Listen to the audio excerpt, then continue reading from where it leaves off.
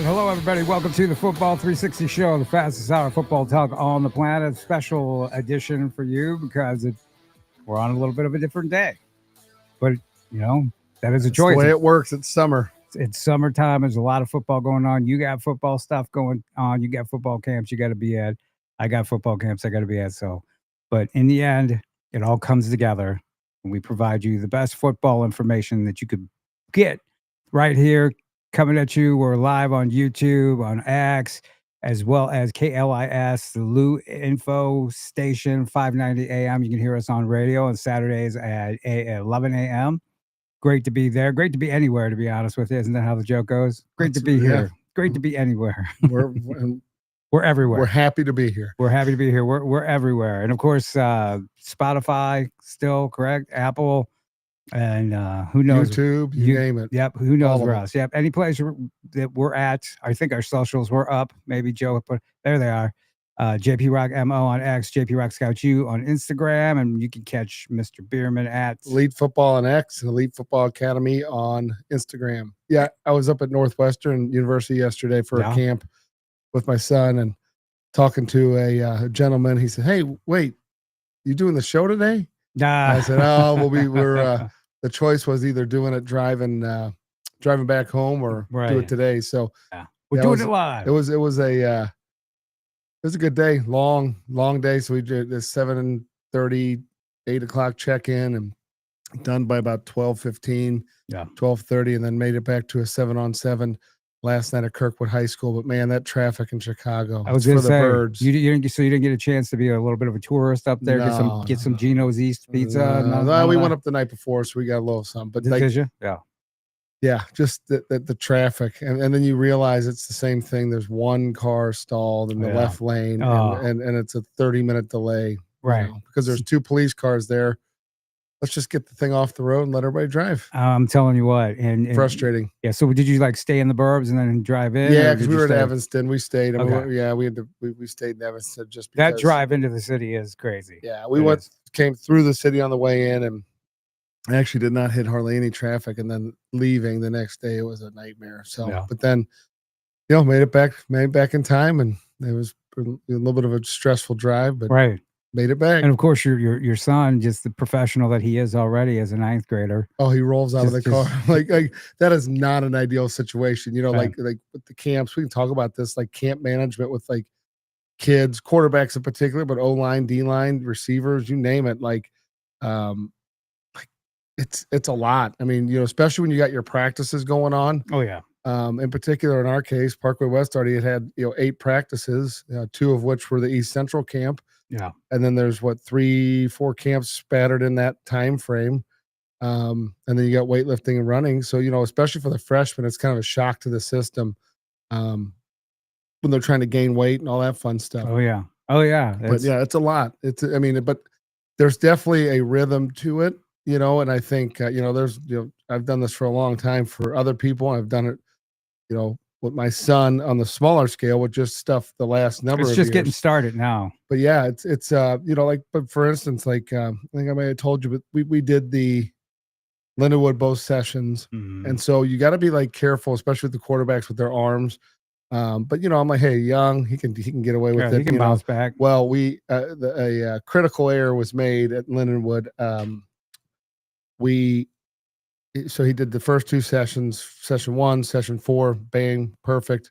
Everything went great.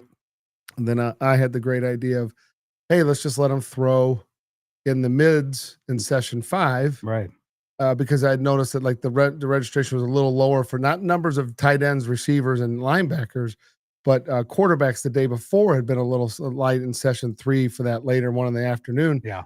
And they're warming up. I'm thinking, this is a pretty good idea. Then I realized there's only 8 quarterbacks. I thought there was 16. And so his reps were it was tripled. And quite honestly, it was starting to warm up, and it had rain. It poured on them while they sat in the stands. Oh yeah. That was that group. They got caught. Oh yeah. And then they threw. I brought an umbrella. Yeah. Well, and those poor kids were sitting in the stands. They were sitting in the stands. Then they moved them. They didn't end up moving them, but it rained so hard that they wouldn't sit. Right, because it was just it was flooding in the stands. It was bad. So but yeah, he probably threw 60 one-on-one reps. So like from a gaining value, like and at the camp was great, but then Purdue was the next morning, so it was a 4-hour car ride, and then get out of the car, literally walk down a set of stairs, get your registration, height, weight, warm up, run your 40, broad jump, pro agility.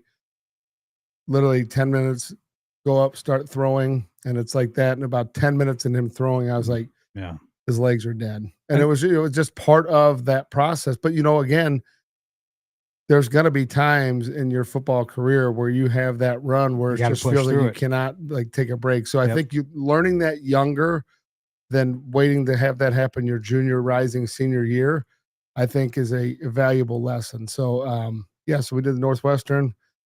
Pretty much done for camps. Then he'll do the Manning was not Peyton, but Manning Passing Academy. You forgot to mention in the meantime, he did Mizzou camp. We were at Mizzou camp, but you guys Thursday. were there. Yeah. Yeah. I mean, it's been a run. Yeah. Been a good run and good summer. But fun. I think when they are freshmen, so many people err on the side of like doing less. You only got really 3 years to get it in, because if you're doing it right, or you're on the right trajectory, that senior year, you're going to try and limit those camps as much as possible and kind of start making decisions, right? Yeah. Now, there's sometimes you have no choice in the matter, correct? Right? And then some of that's playing time, some of that's injuries, some of that's like, just not hitting the scene fast enough and getting enough momentum. Right. If you're a senior and nothing's going on for you, you got to hit those camps. As many as you can. As many as you can. In fact, I was just at a camp, and Blue Springs actually came over and was there, and they're heading back. They're doing a tour of Mizzou, so they had to get out of there. But I was talking to a young man, and he's a senior, and he's a college caliber player, not P4, but nothing's really going on. And man, you got to get out to some camps. I'm like, any camps? No. Well, nobody's gonna see you, right? So a really good one is happening this Saturday at William Jewell. Mm-hmm. They have a nice mini mega camp. Nothing on the level of. But it's a really good camp. It's a great camp, and I'm telling you what, it's run by Wayne Orr and Casey Varsity, mm-hmm. who was here in St. Louis, and there's 3 of them. So you know them well. Same systems that you use. It's really just like elite West. Yeah, that mega camp. And the tough thing is though, that like, and if you like, you have to be so strategic with how you plan your summer, because like in my case, I got the calendar basically in January, right? Mm-hmm. And so I knew what they were going to look like. And then when about February, March, the colleges will start to release their schedule. Some will, some won't. Yeah. And so like, as we kind of like checked all this out, like, okay, well, here's when their practices are, it is as crazy as being in Chicago and knowing that 7-on-7 started at 6, doing the math and saying, because you don't want to miss the team stuff. No, not at all. If you can avoid it. Right.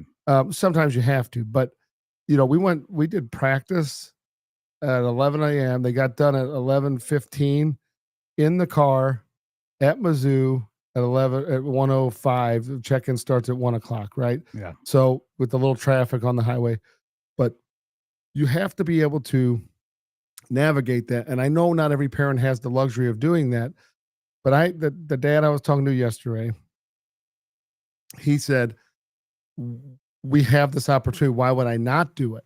Right. And I think that mindset. He's like, I want him to go to college, and his son's going to play college football. Yeah. Right. But it's one of those things where you have to turn over as many stones as possible. And if you don't, I don't know, you can sleep at night and then turn around and you're in the other young man going, yeah, I hope they find me. Well, if you're waiting for them to find you on game film this fall, not going to happen. Way too late, right? Yeah. I mean, if you're a senior, you're heading into your senior year. You're in trouble. You're in trouble. You're gonna get offers from guys that, quite honestly, are gonna scoop you up and get you for pennies on the dollar. Yeah. Right. And so, it's opening your eyes. That's why we do this show, so people can hear about it and understand what the process is like. They may think we're crazy talking about it and saying that an 8th grader get a rising freshman. And it is, let me tell you, not every freshman's going to be out there and, look like Man Mountain Dean because he's, because they're 14 and they're going against 8th grade. 18-year-olds and that are ninth, that are no longer 9th graders. Now they're seniors. Right. and they may be in the older end of the spectrum. But here's the thing. What you start to realize is, one, half of those kids at that camp are not there to be recruited, right? So that kind of throws them out of the picture. Which I always find interesting. It's crazy. It's like, okay, you're coming to have fun, or oh, 100%. Yeah. I mean, I'll give you a perfect example. I watched at Mizzou. So the way they did it is they did 4 groups of quarterbacks. So obviously I'm watching the quarterbacks and receivers a lot. And so they broke them out. And then so once they got done doing all their drills, they have a group that goes out to the stadium, which is like their older, more mature, receivers and quarterbacks in that group. Right. Well, then they invite out a few younger guys, right? Yeah. Sophomores and rising freshmen.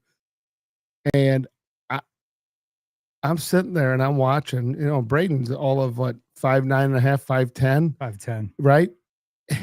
And he's 148 pounds. He's not like he's fully developed. Yeah. Next year, this time, he's going to look a whole lot different, right? Because you just turned 14. But you're out there, and him and another couple boys they look young. And I'm telling you, they are getting reps. And so I asked him, I said, like, why were you getting so many reps? He's like, there was kids saying, oh yeah, you could go ahead. Yeah, go ahead. That's horrible. These are seniors to be, juniors and seniors to be. So they clearly went to the camp, did not understand they were going to be on Faurot Field throwing one-on-ones, which is what you come for, right? Right. Yeah. I mean, how cool is that? Right, to get seen, and the coaches were paying close attention. You're there, right? And so the coaches, whether it's in drills, whether it's in the one-on-ones, they have their assistants, right? They have all the GAs and that, and they're like, find out who the name is, and they tell their GA, they're like 141. Yep. What's your name, kid? And they're like Caleb, whatever. Yeah. Right. They're actively evaluating and recruiting. I will say, compliment. I've been to a lot of the camps. Kirby Moore, as a quarterback coach, right? SEC, high level. Yeah. He was working, man. It was fun for me to watch, because I've been to a couple others where they're more laid back, kind of evaluating, and then their younger coaches are doing the work, which that's fine and too, right? And there's some camps where it's just like a promotional deal. We just having kids in, hey, like our program. Man, I'm telling you, he was working. He's got one of those electronic whistles.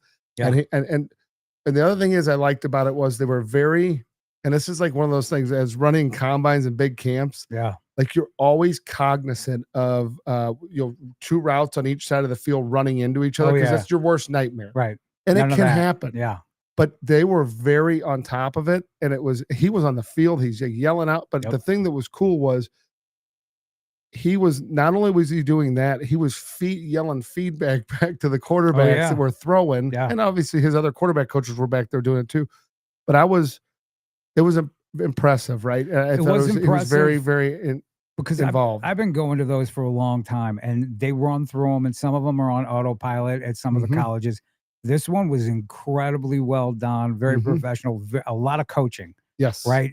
Which you don't see all the time. In fact, I've been going to these for a long time, and you didn't see that. These guys were really coaching the kids. Yeah. Right. Making guys better. And it was a lot of guys. You were in there with the quarterbacks and receivers and running backs. That I was out with the linemen and the linebackers. And I mean, just a great, big kids there. Big kids there. Some big boys. Our guy, Demetrius Thompson, was there, and just a stud, just, couldn't be blocked.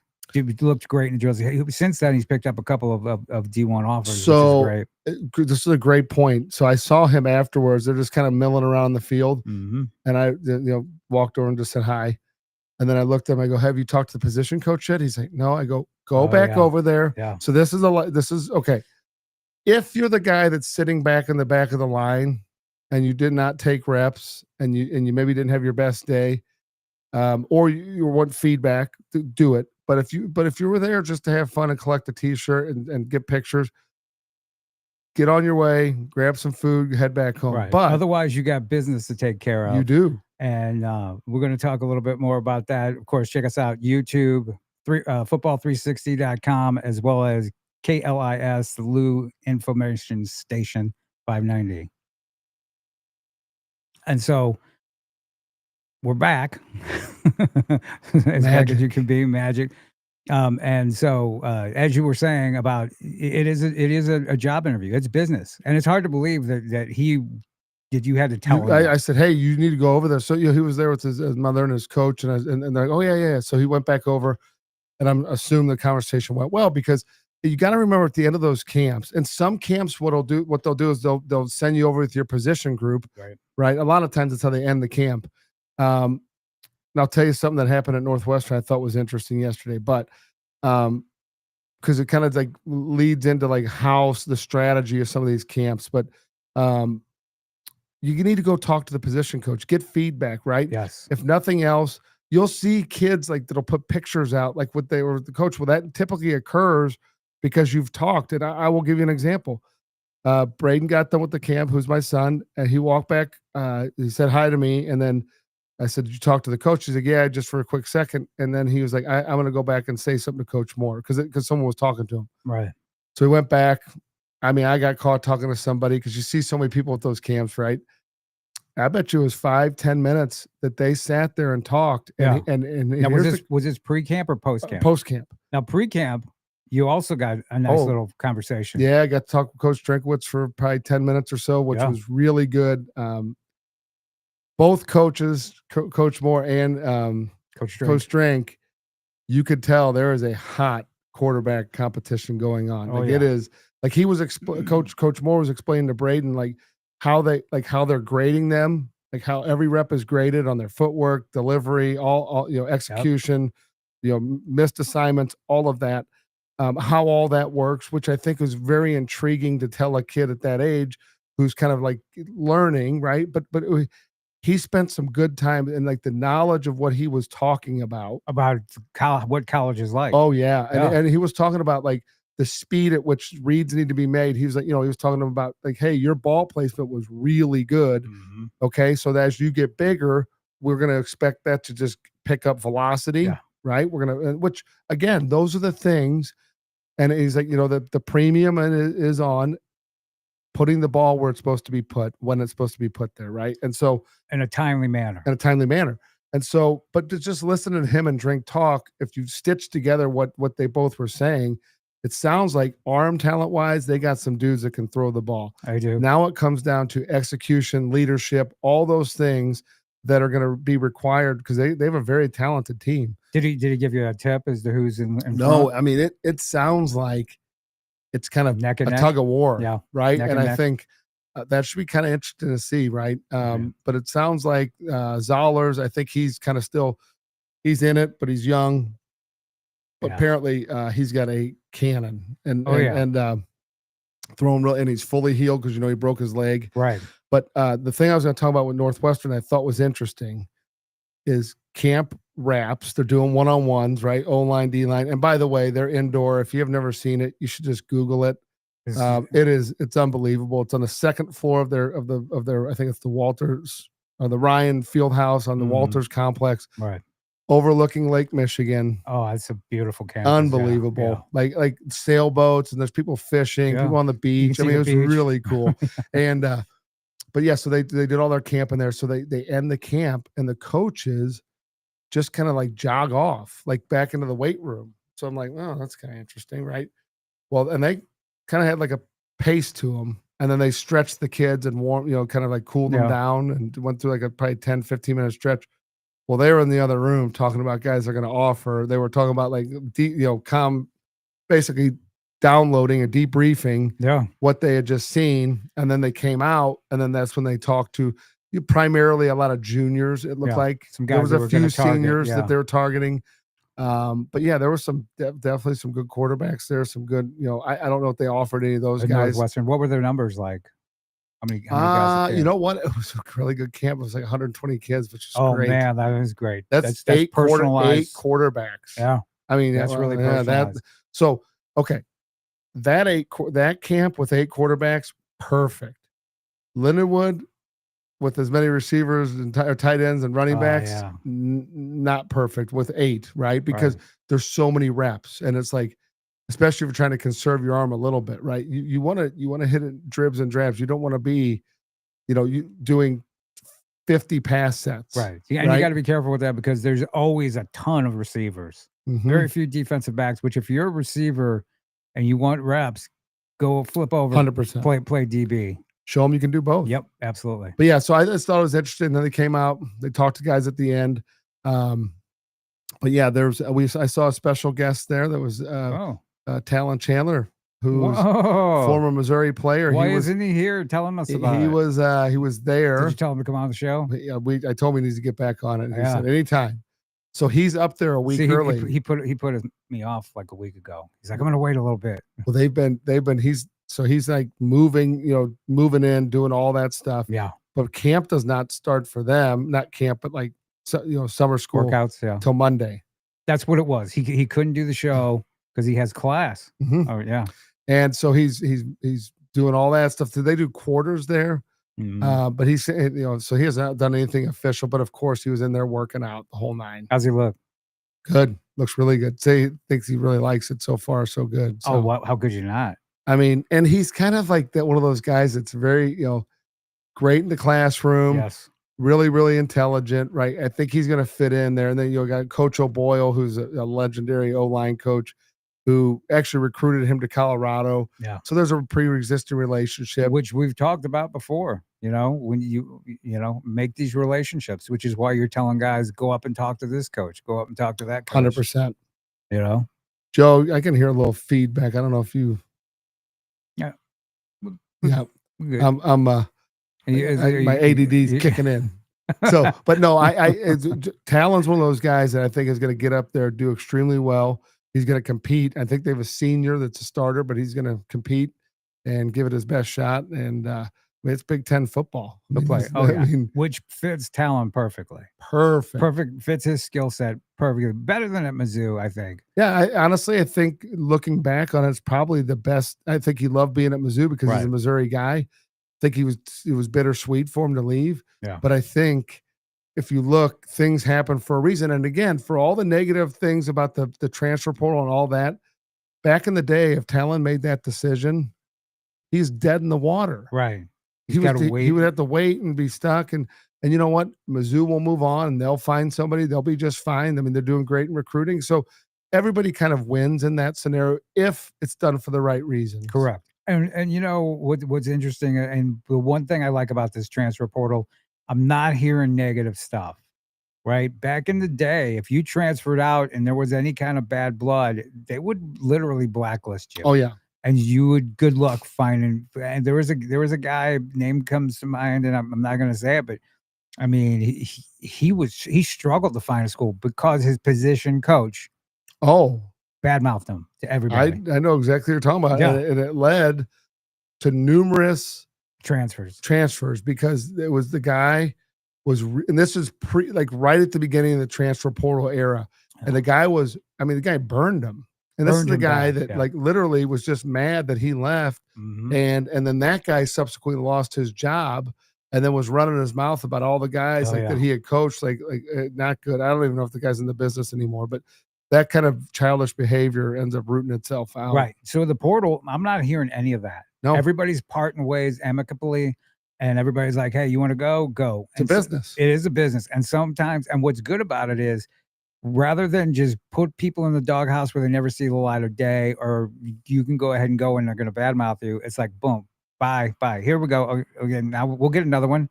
I'll find one just like you, or, go ahead. I think we talked about it last week, but Barry Odom, 81 new, I think it's 81 or 82 is what he said, new guys on his team. That's wild. And I just saw they had a kid that was a transfer, early enrollee, and they lost a running back that was played through the spring, just left. So, again, it's still ebbing and flowing. So last week it was 82. Well, guess what? Next week it'll be 83. You really don't know. I mean, it could go right up to the wire. Who you're going to get, who's going to come in, who's going to.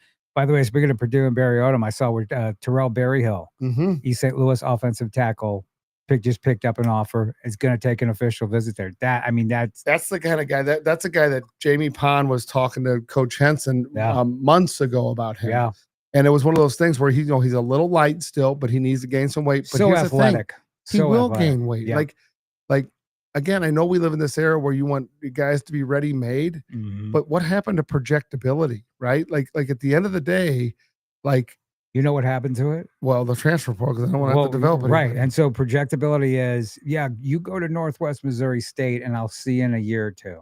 Right. That's their projectability. They're literally using schools like that, South Dakota, where, wherever, SEMO, Missouri State. They're using them as a farm system, Mhm. right? That's their projectability. And you know what I say to those guys? If Mm. it was my son or one of our guys, the price ain't going to be cheap when he's ready. Exactly. Right. I Yeah. mean, if that's the attitude, Yeah. which again, I get the game. I understand it. You understand it. But like if you don't want to develop guys and Mhm. you strictly want to rely on other people to develop them, then you got to pay for it. Price goes up. Right. The Absolutely. price goes up. Like if you develop them, I believe there should be a lot of loyalty and a lot Correct. of trust that's been built in that process.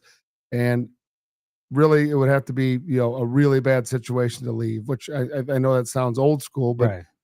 like to me, if it's my son, I'm erring on the side of you're going to stick it out and Yeah. stay in a program and be that guy that say two dudes leave. Now you've become the sophomore who's got all the experience, Yeah. which is just simply sticking around. Yeah. And then now all of a sudden you've got yourself in a shot. Well, yeah, they may bring in 2 or 3 seniors. I mean, have you seen what's going on up at Michigan? Oh yeah. They have 3 senior transfers. Jake Garcia. At what school has Jake Garcia not been at? Yeah. Right. That blew my mind when I saw that. And here's the thing. He knows well enough. You know well enough. You can't transfer him in the summer. No. Like he wasn't there in the spring. Right. And to Michigan of all But places. but here's the thing. And they have Mikey Keene, who was at UCF, who was a hell of a quarterback. Yeah. Then they have their $10 million man coming in. Okay. I'm sure they're going to want to put him in there to play. Well, someone's paid for that. Right. So, you're not going to have him stand on the sideline. Because the world we live in, if Sherrod Moore, like if he doesn't win this year, they're 2 years removed from a national title. Yeah. It's not unthinkable to think that he's not on the hot seat if they lose again this year. Right. That's now, how it goes up there. They beat Ohio State, so they still got that cachet from last year. But But like the reality of it is like how long are they willing to wait? And then when people spend that kind of money on somebody, he's making more than the coaches. Yeah. Yeah. Right. So like, at what point do you have to put the guy in? And what leverage does he have on you and your staff? Because you signed him. Or if that 10 million is guaranteed for just 1 year, is he gone? Is he gone? I mean, it's crazy, but I've been forced. I'm not a big fan of the whole transfer portal thing, but I've been forced to watch it. Mm-hmm. And a guy to watch, a guy who I think is going to be really interesting. And he's a good kid. He's a loyal guy. Brady Davidson at Northern Illinois, who just, coach up there, head coach up there. You never see head coaches just tweet stuff out about a kid or, make the glowing statements for that. That tells you what level of player he is, and they see it. I'm curious to see. And the problem is he's just drawing more attention and more people are going to come grab him. Right. But will he? Because here's the thing, and a lot of people don't know. Brady had Florida, Michigan State, Michigan, I think. A lot of those schools come in late. But he told me, he's like, no, exactly what you just said. Northern Illinois stuck with me. They showed some loyalty to me. So some of that to me, one is family. Yep. Right. Where you're raised. Yep. Like, and I know we're biased. We're Midwest people. Right. There's different values with different, and it's all by people. And that's not, you can't make generalities, but like our Midwest, right? Once someone shows you something and you can trust in it, you believe it, right? And until they prove otherwise. So I do think, and one of the things I was talking to the coaches about at Lindenwood was, what kind of trust, like what are you guys doing to measure like someone's trustworthiness or like their ability to like overcome obstacles, and then will they stick with you or they leave, right? Right. If they're offered a little bit more money, will they leave? If they're offered a lot more money, will they leave? Because that goes into strategy and how you're building your program long term. And every one of them was like, look, there's certain tools out there, but there's not a lot of tools that actually we utilize. Right. So we're gonna go ahead and continue talking about that and everything. But check us out Saturday mornings, 11 a.m. KLIS 590, the Loot Info Station. Check it out online and always on YouTube. So KLIS 590 AM. We're on radio there. Happy to be there. 11 AM on Saturday mornings. You know, that's a prime time right there for Saturday. Everybody's out in their car driving around or that. Or of course, you can check it out. Lou Information Station online as well. I think there's a YouTube channel of that. So you get us all over the place. YouTube, you can double us up on YouTube. You can double us up on X, right? Because you're always posting stuff like that. Do you post much stuff from Football 360 Show on Instagram? Some. You used to. Yeah, it's used to be so Mr. busy, man. Mr. We've been Reels so or busy whatever. with it. Yeah, like we had some really good success with those reels too. Yeah. It just it's so much. It's just one of those It's things. overwhelming. It's I know. overwhelming. We have so many things going, and you got other stuff going on that's keeping you up till 3 a.m. we got a special project that we're working on. So like getting close, really close. It is. And of course, you can always catch everything football360show.com. And all the previous episodes, you're keeping a running tab on how many there are right now, right? It's in the 80s, 84, 85, something 80, like that. 86. Going on 86. Thank you, Producer Joe. 86. Producer Joe's on he's top on of it. He knows. I'm telling you what, we wouldn't be able to do this Who's without counting him. I know. He is. He's on top of everything. We just waltz in here and just start spewing stuff. Spewing football. Right. But we were talking about the portal and Brady Davidson in particular, and the whole loyalty thing. And so he's going to be an interesting case to see how that happens, because they're going to come for him. Because the money is significant. So like now that they have the house settlement, you're starting to hear everybody kind of how they're going to break it out. What you haven't heard a lot of yet is like say 15, 16 million's going to the football team, right? Yeah. Well, that's not going to be divided up equally, right? So it's going to be like an NFL model. So 20% of the money is going to go to the quarterbacks, right? Because you need quarterbacks. You know, you're going to have probably 18% of it's going to go to the lineman, O-line. Yeah. D lineman's probably like 17, 18%, so in that range. And then it's going to shake downward from there, right? You know, it'll be a shift. I think one of the things that you keep hearing from the special teams guys, the kickers are going to be kickoff specialists, extra point guy, you know, field goal guys, and punters. Yeah. If you can find that guy, he's a unicorn, because I think you're not going to see anybody master all three, but they're going to be good enough. And that's where you can spend your money. You know, back in the day, it used to be normal, though. It was it was a regular thing. You were the punter, kicker, you know, kickoff guy. But now we're specialized in everything. Right. So, but I think it'll be interesting to see how it all works in, because at the end of the day, the money's being spent. Yeah. I still keep seeing things about this NIL go scenario where they're going to try to approve, you know, the fair market value of these NIL deals. Yeah. Through collectives and all that. I still think I can't wait to watch that play out in court. I think we know where that's going to end up. Yeah. We're going to restrict commerce. Oh, really? Yeah. Oh, that person said they'll pay me $1 million to, you know, hawk Subway sandwiches for them. Yeah, we don't think that's an appropriate level of money. Well, who are you to say that? Right. Like what? You're an accounting firm. No, sorry. So I think there's going to be some battles over that. I know the lawyers are lining up. I'm reading a lot about that. There was an interesting scenario that came to play yesterday. So like the SEC and Big Ten have like higher voting rights when it comes to some of the college football playoff stuff. And now they're going back to the drawing board because the Big 10 or Big 12 and ACC were squawking about it, and they want more you know, rights, if you will, or more power. Yeah, I was going to say. You know, to me, no, you don't get it. Yeah. You're not driving the lion's share of the business. It's like anything else. You're lucky to be along for the ride. You're on the fringes of this thing, and that's not taking anything away from these deals. But truthfully, look at the ACC and look at the Big 12. They've been watered down. They've been forced to grab, like, you know, when Oklahoma and Texas left and went to the SEC, it eroded the firepower of the Big 12. If they would have stayed, totally different argument. They're gone, right?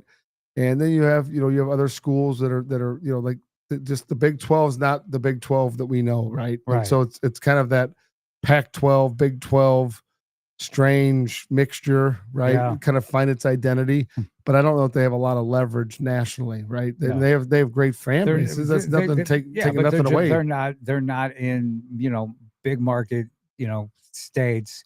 I mean, I'm think about it. What do you know, who follows them? What's their and you know how much that matters. I mean, that's why It's Mizzou huge. was accepted into the SEC. You have Kansas City and St. Louis television Mhm. markets. Yeah. And it's all I mean, it's all about money. If you Math. don't think if you don't think that everything that goes on or is gonna go on is about money, which is why the NCAA is not gonna get their iron fist back over everything. Correct. Too much money is involved. Now that everybody knows that they can get paid, Classic good luck. overreach, Good luck. overplayed their hand, and it's done. So, yeah, I think that, like by the time these kids that are entering freshmen, the 2029, 20 to 30 guys for next year, totally different ball game.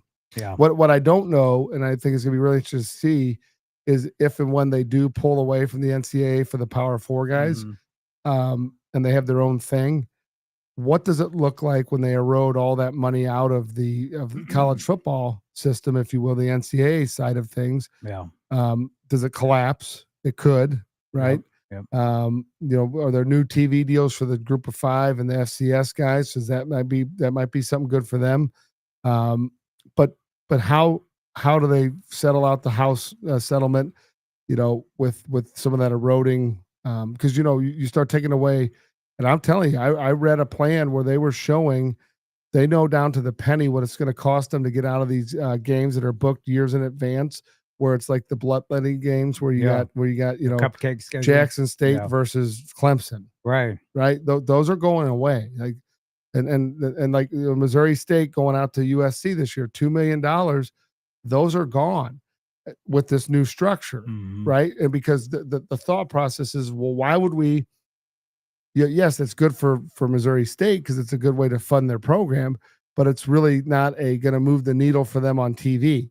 And Right. so this all goes back to money. So why would they pay for those matchups that no one really watches? So they could be USC versus Clemson, Yeah. a cross conference game, USC versus Florida State, right? Something like that is going to yield more money for them. It Do is. I agree with it? Yeah. No, but it Your is what the world we live in. Right. And your schedule's not going to look that great because you're actually going to be forced into playing competition. Oh, You know, 100%. It's going to change the but landscape. but just look at the NFL. It's going to be just like the NFL. You're going to have way better matchups. You're probably not going to be getting the undefeated teams No. going into the national championship game. No, you'll have some teams that are just pretty average, that look average, that are getting into the playoffs. Right. And just like the NFL, no one complains about some of those bad teams getting into the playoffs, right? I mean, exactly. and then the wild card in, and then next thing you know, you got to run, and it builds up to the Super Bowl, which is a proven entity. College football will probably just continue to grow because and mirror the NFL, yeah. right? And it's just like I talked about earlier, they're going to mirror the NFL and the salary cap, if you will, right, with their revenue share. And then it's going to be, then the next thing coming down the line is going to be collective bargaining and all those things. It's going to be its own little league. But my question then is it truly college football? Is it a offshoot of college football? People don't or want is to hear college the football truth. going to be Group of Five and lower? Right. And I think that's a conversation that has to be had. And I think it will play itself out. But the problem is once they break that mold, then everybody's like, well, why? Well, how can they do that? They got Title IX, they got this, they got that. They can do what they want. Yep. Right. They're in America. They can break out and create their own new league. There's nothing that holds them to it. There's no legal. And that's what it's going to be. It's going to be a competitive league to the NFL. You're still going to have college football, but you're going to have this thing, whatever they decide to call it, is going to be the only true, real competitive league the NFL has ever seen. True. Right. I mean, there's been some attempts, but this one ain't an attempt. This is the real deal. 70 teams across the country with rabid fan bases, with better matchups than they've ever had before. Different. It's going to be a different way to look at it. It's going to be different. How do high school kids navigate into that? I don't know that they can. Yeah. But how long do they get to stay? How long do they get? Are they really students? Like, these are all questions that have to be answered, because the system as we know it, and I know that like Saban and those guys are trying to get in there and change things, but if you like it's going to take an act of Congress literally to change and give them antitrust protection. And then you would also have to have the cat back in the bag with NIL. like Oh, the yeah. name, image, likeness, federal laws. And that's what I think is so interesting is who do they think they are regulate? This is how they got in trouble to begin with. Right. Who do you think you are usurping the law and saying, oh, no, we're going to tell you what fair market value is if you want to play in our league? Well, they had that power for so long. The law does not work that way. Right. So that's what they're having a problem with. They really had this iron grip on everybody and everything. And I mean, they were sitting on top of the mountain, just striking whoever down that they wanted to. Correct. And now here's reality. And so it's a struggle, and they're not going to go away easy. They control donor dollars. Yeah. Right. So then remember we talked about this a few weeks ago. So how are they going to hit the donors? So JP owns, JP Rock Automotive, no one knows this, but the largest, brake dealer in the USA. Right. They compete with Callahan Brake Company. Yeah. So Tommy Callahan. Yeah, him and Tommy Callahan merger. So you want to do a deal with whoever wins the Mizzou quarterback battle, right? Mm-hmm. But you also enjoy, your luxury suite on the weekends at Mizzou, all that stuff. Yep. Say they term, what your deal that you offered to the starter is a little above market. Well, they can hammer you and reduce your rights as an alumni. Take away my box. Take away your box. That's how they're going to threaten these people. So you know what they say? Avoid all of that. Just give your money to us and we'll spend it for you. Right? Which, no, you know how that works. That rich people don't want to do that. Right. And so there's going to be a clash I see on that level too. I think there's just going to be a lot of the next 3 to 5 years. There's going to be just a lot of pushing and tugging and fighting for dollars and fighting for what is right. And I think the law is pretty explicit and the NIL, that's why they just had to pay $2.something billion because the law said they were supposed to do it. They didn't do it. And now the very people that just got sued and it's going to bankrupt some schools over how much they have to pay. They're saying we're going to put a system in place that's going to restrict that again. See how well that works out in court. Yeah. Right. And when we had, oh my gosh, why am I drawing a blank on the name? Our friend in Columbia, the lawyer. Yeah. I know. We know he's been on the show. Yes. My gosh, my getting old. But we had him on. We started talking, and it was like, yeah, right.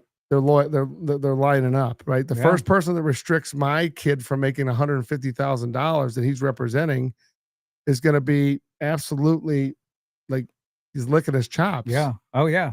Yeah. Right. Hello. I'd like someone to sue, please. Yeah. Here. Yeah. Yeah. Oh, they got money. Okay.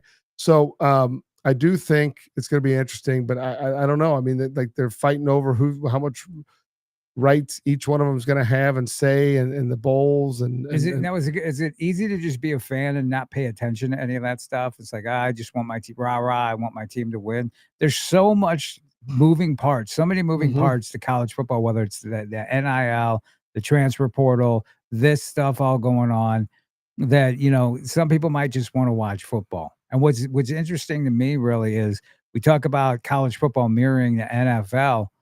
I think what's next, what a lot of people don't know, is high school is going to mirror college, right? Oh, yeah. And you're seeing a lot of it, and it's something that we're going to talk about that I want to bring up. It's the transfers across the state in high school players is kind of crazy. The number of them, and I'm not just talking about in St. Louis. I'm talking about in Kansas City. I'm talking about the entire state, Columbia. You're seeing people being able to get players and like these mini dynasties coming. Now, you talk about lawsuits, can you deny a kid who wants to transfer, who has a shot at getting money because college football is professional, you're going to get paid. Can you deny a kid who's at a school who's not going to get looked at going to a school where he's going to get a lot of eyes on him, that he's going to be able to make money? Yeah. I mean, that's going on, and we're going to talk more about the transfers and a lot of recruiting stuff. There's been a lot of recruiting stuff that's been going on, a lot of commitments happening. I just talked to a couple of guys Ronell Johnson, who's going to Mizzou on an official visit. And I just saw Titan Davis, who's narrowed it down to 2 schools, Alabama and Michigan. So we're going to talk about that as well. Check us out on YouTube, on X, Football 360 Show, and of course, on 590 KLIS. the Lou information station, louinfo.com. So like I said, I just saw those guys. Ronell Johnson going to Mizzou. He's narrowed it down to a few schools. I think Mizzou's in a pretty good position with him, really. I mean, he was tearing it up when I just saw him today. And then, of course, Titan Davis, again, narrowed it down, Michigan and Alabama. I mean, pretty good schools. Yeah, that's the deep end of the pool. It is the deep end of the pool. Knew him right? So when he came in as a freshman, he was a quarterback. Right. And he just kept growing, right? Yeah. Well, he was already like 6'4", 220. And I'm like, quarterback. Okay. For how long? And that lasted about a week. And then Trevor Trout. Right. There was a kid named Trevor Trout. He still thinks he's a quarterback, right? Yeah, now he's he went to USC. Now he's at Sac State. Sac State, yeah. GA. Absolutely. Good guy. But I saw new players at the SMET when I just saw them and was talking with some of the guys from Kansas City and just players bouncing all around. And it's JP, I was at Kirkwood last night watching my son do 7-on-7 and you're like, what are you doing? It was but Kirkwood, East St. Louis, Parkway West, and CBC. Reload. Yeah. And it's wild. I mean, all three of those teams, actually four, I would say, like CBC is probably the only one, unless I don't know, that doesn't have a bunch of like transfer in guys. They got a few, right? Like few guys that'll probably won't be playing, I would assume, right? Well, and that's really up to Misha, right? But like Kirkwood had a few guys at quarterback. They had Parkway West has Max Jones who transferred in. Cooper Owens from Cooper Owens at Old South to Maddox Rubel was at Eureka. They moved. Now he's at Kirkwood. Okay. Then there's East Side's got 2, 3, 4 guys, whatever it might be. I mean, yeah. DK Weaver was over there new. Yeah. DK Weaver. Jabari Lofton. Yep. They got some dudes, man. Isn't Jabari Lofton a dude? And it's so funny because I remember I saw him as a 8th grader. He was playing with the Ready Boys. That's where I first saw him, and I knew he was a dude then. Him and Jonathan Moore were alternating at quarterback and every other position because that's how good they were. Here's what I'll say. I thought it was really good group of kids, like teams. Yeah. No junk, no extra talk. Yeah. Very friendly environment. All good coaches. I was gonna say good communication.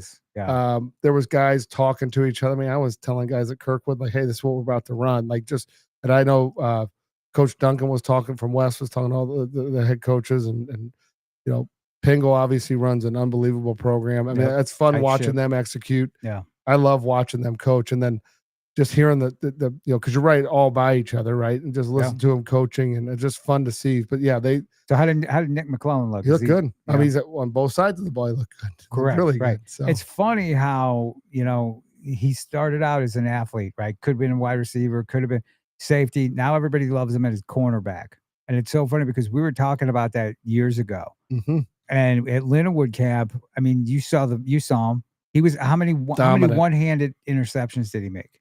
At least 2 that I saw. So that 2 years ago, I don't remember, one of the clips went viral. Yeah. We were over in Indianapolis for a 7-on-7 indoor tournament, and I, thank God, had just handed the camera to my son, who they just got done playing. I said, "Hey, tape these guys, right? Like just because we had we had a guy doing social media, but I had another guy. I had an extra camera. I'm like, hey, tape this," and he literally must have just turned it on. Him and his buddies were, turning to walk down on the corner. Yeah. And he started filming, and Nick had probably one of the top 2 or 3 catches I've ever seen in my life. Like over the top of a guy, one hand back behind him, Odell Beckham style.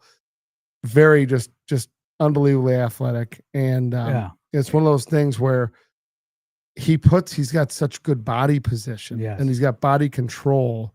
And he's not, yes, he's fast, he moves well, but his brain moves fast and he gets himself in position. And some guys that are really fast, I would say if you're really fast and don't know where you're going, you just get out of position faster, right? You have to control it. If you're fast enough, and your brain moves fast enough, you're where you're supposed to be all the time. That's how he keeps ending up in those positions. He's So in those positions and incredible ball skills. I mean, his hands are just Corday Gage looked great at safety. yeah. So is that where you kind of think he's? I don't know. I mean, he looked great at receiver too, but like, I mean, I watched him. West was playing. And I knew the play call, and I watched. I was like, oh, he was sitting a little outside the hash. They had like a little smash concept. I'm like, hope this guy runs this real flat and runs away from him, because if he doesn't, he's going to throw the ball and he's just going to put himself in position. I can't remember if he picked it or knocked it down, but he made a hell of a play. Corday is a guy who's going to have a breakout year. Yes, and people are just gonna see. I know he likes baseball. He's played a lot of baseball. It's kind of cut into some of his football development, but he's that guy. He's definitely a guy. And congratulations to Nick. I mean, he's committed to Kansas State. Yeah, right. I mean, which is a great fit for him. A big flurry of football commitments. I just want to go through some of them because some of them are pretty familiar. Bryson Wessel from Jackson, big offensive lineman, 6'5", 275. Go to my Instagram. You see all these commits. He's the guy wearing the Elite Football Combine shirt. Interesting, and that's kind of about the Elite Football Combine, right? It's like people are like Bryson Wessel. Guess he gets the invite to Elite Football Combine. Just committed to Iowa State. Right. That's pretty high. That's a good pickup. That's a pretty good pickup. Jake Plummer, same thing. Just committed to Fresno State. He was there last night. Saw him playing. Looking good, right? Yeah, really good. Big, long. Into basketball a lot. But I think he's just scratching the surface. Oh, yeah. Just such Coach a Gage is athlete. over there working with him. Coach Pingle, like they got him. He'll be ready for college football. Oh, without a doubt. Zach Allen from SLU. Mm-hmm. Committed to Northern Iowa. I've got to be careful with these directional schools. I'm always messing it up. Cameron Hurst, good for him. Washington State, verbal commitment to Washington State. And this is a guy I know that you're familiar with too. Yeah, you know what? I heard someone say that mega camps are a waste of people's time. Ask Cameron Hurst if it was a waste of his time, because that group was there, watched him run that fast 40, watched him ball out. Bring them out to their campus for a visit, and then he commits. Exactly. So tell me again that they're just a waste of time and money. Right. I think that was $90 well spent that he's going to get his education paid for. At a high level school like Washington State. So congrats to him. Of course, Cam's at Lift for Life. Think about it. We talk about he was at Kirkwood, right? Started out at Kirkwood. Jacob Eberhard, I think, started out at Kirkwood as well. No. St. Mary's. St. Mary's. I think they were all at St. Mary's. There was this little group of guys, Isaiah Phoenix was there as well. But think about having a team where you got Cam Hurst and you got, Eberhard. Yeah. In your defensive backfield playing wide receiver. Sure, Coach Brooks would love to have those guys still as seniors. My gosh. Right. Exactly. But that was there after their freshman year is when St. Mary's went through like the renaming of their school and like things changed. There were some funding issues. There was. And so, that was kind of the impetus for some of those guys to kind of, scatter. They're making it back. St. Mary's is going to be I saw Jacob Eberhard last night. He looks good. Oh, yeah. Such a good kid, man. Let me ask you a question about Jacob, because he can play every position. I was going to say, I don't know. Was he cornerback? Because I tell you what, you see him at cornerback, he locks people down. Animal. Man. Yeah. It's something about Kirkwood. It's Will Lee playing senior year, playing defensive end, and then, shifting to safety. Now he's one of the top corners in the country at Texas A&M. I mean, it's crazy. And Jacob Eberhard's that kind of. Yeah, he's in that caliber. He's in that caliber. 6'3", 215 maybe-ish. Could play. Stud. Yeah, just could play fast. You want to talk about fast and body control. He's that guy.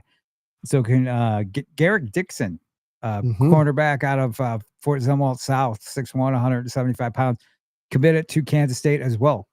The Big 12 schools are doing well in Missouri. He tested out of this world at the mega camp. Yeah, I mean he's really incredible, and he's been that guy. And a lot of people haven't really noticed him too much because where he plays. He's not at a pipeline school. But Fort Zumwalt West has some really stud athletes. What's interesting is Garrett, who just committed to Kansas State, has a little brother who's like a 6'3", 300-pound lineman who's pretty good himself. I think he's 2027 kid. uh, guy to watch, right? He tested well. He did well at Lindenwood Camp too. It's interesting though, because here you got the cornerback right, with the Yeah. speed, and then you got baby brother who's 6'3", 300-pound You just made me think of something. monster. Uh-oh. I made you think. Yeah. Yeah. Keep going. So Miles Coleman, who we're familiar with out of MICDS, made a verbal commitment to Army. So congratulations to him. I mean, we're going through here. These are guys D1 going to D1 schools. That's a lot of talent in Missouri, and a lot of the big name guys aren't even doing it. And then, of course, DeZephan Walker out of Ray-Pac, Missouri, committed to Oklahoma, going to the SEC. 6 foot, 205-pound running back with 4.4 speed. And it's going to be interesting to see. He hasn't had the easiest time of it at Ray-Pac because the team surrounding him wasn't quite there, but the talent's gotten better. And so they're going to be better. So Oklahoma, just one more. Brooks Hall out of Platte County. Yeah. Rocco Marriott's tight end, 6'5", 225. He's going to South Dakota. Yep. Good So spot. he's going to be a Coyote. And I mean, think about the tight ends in the state, right? I just saw Jack Hessler, right? Mhm. I actually saw Jack Hessler, Ridge James, and Jack Brown all playing today. I mean, that's some dudes. Then you had a Camden Cooper's kind of like that more midline route runner, big guy. Max Jones. Yeah. Parkway West got two. Max Jones. And right. You got Grayson Smith, who's just he's going to get there. He's going to get there. But the tight ends in the state. So you have Brooks, Brooks Hall, who's just a phenomenal athlete. Jake Plummer, who we talked about. Slew's got some really good ones coming up. Oh yeah. I mean, it's crazy the amount of talent. So congratulations to all those guys. I mean, recruiting in the state is just keeps picking up. And then you got guys picking up all kinds of offer. We were at Mizzou camp, and Blake Nesbitt. Yep. 6'3", 215-pound freshman picking up the offer from Mizzou, which that's pretty rare air when you see it. You always know from Kirksville, right? From Kirksville, yeah. Part of the Nesbitt family, coaching, well known in coaching. I think down Jackson and Kirksville, from like Middle Missouri, for Columbia area, if I'm right. Yeah, he Coach Nesbitt, Greg Nesbitt, coached my brother in college back in the day at Northeast Missouri. Oh, nice. So he's been all over. I mean, the Central Missouri, the football family. Yeah. So that's really cool. And I mean, the offers are coming in, Milan Green, who's at Cardinal Ritter, another, elite football guy, just picked up an offer from Miami. I mean, they're just all over the place. It's crazy. And what's interesting is he was a Lindenwood guy too, who picked up the offer. You see the pattern here, right? So Milan came to elite back in March, came to KC varsity, right? Killed it there, killed it at elite, killed it there, went to Lindenwood. Here come the offers. And you got your confidence, your name's on lists. You know what you're doing. It's the way it works. Yeah, hey, so the aha moment when you're talking about Garrett Dixon and his brother Chase. Mm-hmm. Those two little guys used to come in all the time when they were little. Yeah. And then something happened. One of them hurt his leg real bad, but it always caught me that one was so much bigger than the other. Yes. And then when you said that, but yeah, the number of kids that you see at these camps that is so funny because they're good athletes. Mm-hmm. So they usually migrate when they come into train originally. So Garrett was always a quarterback when I trained him as a little kid. Damn good athlete. Yeah. Right. Oh and then, then he transitioned obviously to, playing defensive back, which was really smart on his part. But it's one of those things where, his brothers, I remember it was like, man, you guys are brothers. Like he's so much bigger. It's crazy. Athletic though. Both very athletic. In fact, I think Chase used to run the ball some for his junior.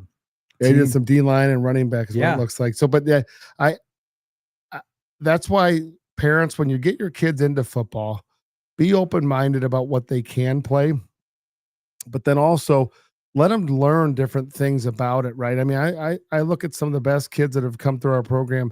A lot of them started at quarterback and then they migrate to something else. Sometimes they start at other quarterbacks positions and migrate to quarterback. So with the smaller, I mean, with the younger players, right? JFL, a lot of guys put the best athlete at quarterback, correct? Mm-hmm. Yeah. And what's interesting though is I was having a conversation with a coach last night who's a high school coach as well as like a skills trainer, and he was going through and lamenting about like like some of the like the junior teams, when they stock talent, they don't necessarily grow and develop that talent. So they may run the ball because they got a really good running back, or they might just throw it to one kid, or the quarterback can run, so they just drop him back and just let him take off. But they're not really learning any particular system. And so I look back, if you're looking for youth teams, I don't necessarily care what the record would be. I want to know, are they teaching core fundamentals of skills? And then more importantly, are they teaching the strategy of the game? Meaning, like, if he's a quarterback, is he learning how to audible? Just basic things. Say you call something to the 2 hole, and then there's someone lined up in it. We know we can't necessarily block it. Can he audible it and go to the other side? If they're not learning, that might not be the team for them. But the problem is parents get caught in this. Yeah, but he's on this super, university All-American elite team, and we're traveling 8 months out of the year. Well, what they don't realize is there's some kid who's in the lab training and developing his skills, and someone's teaching him how to read defenses. And then you get up there and you realize, like, oh, there's a whole nother side of this game that people don't care about. Trophies. No, they don't care. They could care less what you do as a junior football player. They want results. And so if you're not learning those results in those early days, you're wasting your time. Like you are wasting time, wasting energy, wasting money, and some other kid is eating your son's lunch and you have no idea. But when you go to work on Monday and you tell everybody about your kid and how well they did at their tournament, and even though he was on the bench, no one cares. One, they don't want to hear because there's no context to it, right? And then, but you put it on Facebook and you talk about how other teams just suck and they don't want smoke and this and that. Like, eventually, your kid's going to be at a camp and he's going to be judged against other kids, and either he puts up or he shuts up. It's as simple as that, right? So a lot of that is. But back to my original point, why do you get kids at camp when they're freshmen?